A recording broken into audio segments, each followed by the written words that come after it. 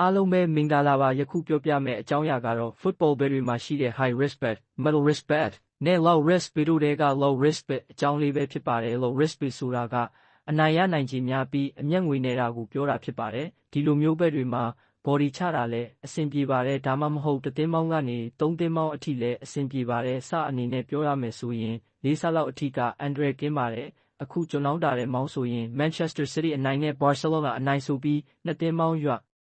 လှေးထားပါတယ်ဇာကတော့1.89ဆလောက်ပေါ့ကျွန်တော်ကတော့9000လောင်းလို့9000ကျော်ပြန်ရပါတယ်ဒီလိုစနေရင်တော့ရှုံးနိုင်ခြေအရန်နေပါတယ်4000ကျော်လောက်မြက်တယ်ပေါ့ဗျာဒီလိုမျိုးအရင်များစိုက်နိုင်ပြီးအမျက်နေတာကိုကျေနပ်နိုင်တယ်ဆိုရင် low risk bet အမျိုးအစားကိုရွှေ့ချယ်တင်ပါတယ်နောက်ဗီဒီယိုများမှာတော့ high risk bet နဲ့ middle risk bet အကြောင်းတွေကိုရှင်းပြပေးသွားမှာဖြစ်လို့ကျွန်တော်ရဲ့ YouTube channel ဖြစ်တဲ့ Football Tips YouTube channel ကို subscribe လုပ်ပေးသွားကြပါဦးခင်ဗျာ